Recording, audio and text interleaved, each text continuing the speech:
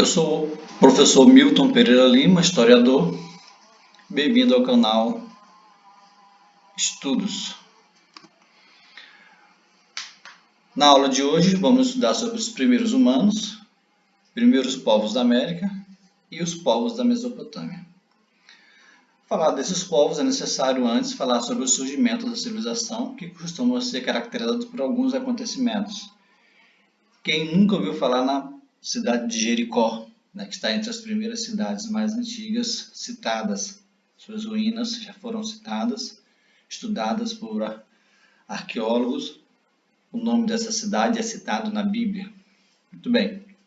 Os primeiros agrupamentos humanos vão fazer o domínio da fusão de metais, surgimento da escrita também é desse período, domínio de técnicas agrícolas e de criação de animais são fatores fundamentais para que o homem pudesse conviver em grupo e formar os primeiros agrupamentos humanos, as primeiras cidades. Esse fenômeno que vem desde a chamada pré-história, entre aspas, seguindo pelos outros períodos da história, é chamado de hominização. O estudo do surgimento do homem e das civilizações mais antigas são realizados a partir de evidências, como o estudo dos fósseis. Aí vamos ter ciências especializadas no estudo dos fósseis.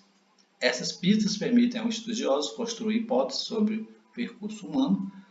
Para tanto, tem as ciências que são elas, a paleontologia humana e a arqueologia. São essas ciências que lidam com esses fósseis, que lidam com esses vestígios que o homem pré-histórico deixa, por onde passa. E aí a história, a historiografia, é a ciência que vai fazer as análises desses achados, análise desses acontecimentos e produzir o conhecimento próprio da história, que é a historiografia. Ainda na história, na ciência história, ela costuma dividir os períodos. Então nós temos os chamados tempos históricos, e aí tradicionalmente dividido entre aspas, pré-história. Por que pré-história? Entre aspas, é como se o homem não tivesse feito história, mas fez, simplesmente não havia o domínio da escrita. Por isso se chama pré-história. Idade antiga, idade média, idade moderna, idade contemporânea, então, ou seja, as periodizações históricas tradicionalmente encontradas nos livros de historiografia e principalmente nos livros didáticos. Bom, entre esses períodos chamados da pré-história, você tem o Neolítico e o Paleolítico. O Paleolítico abrange 90% da existência das sociedades humanas no planeta. É o mais longo entre os períodos históricos. Importante saber disso. Bom, a Mesopotâmia também é um outro assunto que nós estamos estudando aqui. Essa é uma região importante do Oriente Médio, onde hoje se localiza basicamente os países do Iraque, do Irã, aquela região ali que hoje é muito conflituosa. Então a palavra Mesopotâmia significa região, região entre rios, entre os rios Tigre e o rio Eufrates, próximos ali também do rio Jordão, outro livro citado na Bíblia, para quem já leu, sabe do que eu estou falando. Então, a origem humana, e os hominídeos, tempo e lugar. Então, de que tempo é esse que nós estamos falando? Estamos falando da chamada dos tempos históricos, dos que eu acabei de falar, da pré-história, da antiguidade. Então, esse é o tempo. O lugar é aonde foram encontrados os vestígios humanos mais antigos, fósseis mais antigos, na África, próximo ao Lago Vitória, ali no continente africano. Então, por isso que se chama Mãe África, a África como sendo o local onde se encontrou os vestígios, os fósseis dos chamados hominídeos. Aí eu coloco aqui alguns hominídeos, entre os mais antigos, de acordo com as ossadas encontradas, o Homo australopithecus, encontrados na África, Homo habilis, ou homem habilidoso, aquele que já possui o talento, a habilidade de confeccionar instrumentos, geralmente instrumentos de caça, instrumentos para a sua atividade de sobrevivência.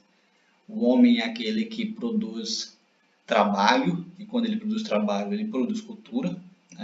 O Homo erectus, leva esse nome por ele ter capacidade de ficar ereto, ficar reto, andar sobre as duas pernas, e aí ele consegue ver ao longe, né? Sua capacidade binocular, polegar opositor, então toda essa característica que o torna um mamífero, né? Vai fazer com que ele se torne um habilidoso caçador, passa a ingerir carne, maior quantidade de carne, graças ao domínio do fogo, a carne cozida, a carne assada. Então, a maior ingestão de proteína, maior desenvolvimento do cérebro. Então, você tem aí o desenvolvimento também do intelecto, a partir dessas técnicas, a partir dessas conquistas, entre essas, uma das mais importantes, o domínio do fogo. E o Homo neanderthalensis, o famoso Homo de Neandertal, encontrado já alguns fósseis ali entre outras regiões do mundo, na Europa. Um excelente caçador, coletor, caçador. Na Amazônia brasileira. Na Amazônia brasileira, temos vestígios de aproximadamente 2.000 anos da existência de agrupamentos humanos. Então, nós temos aqui, no norte do Pará, né, Santarém e Marajó. Povos santarenos e os povos marajoaras, que já eram povos agricultores, pescadores. Cultivavam milho, feijão, mandioca, maracujá, abóbora, açaí e tabaco. Então, você tem aí povos já agricultores, povos ceramistas, a famosa cerâmica marajoara e cerâmica tapajônica dos povos da Amazônia. Muito obrigado.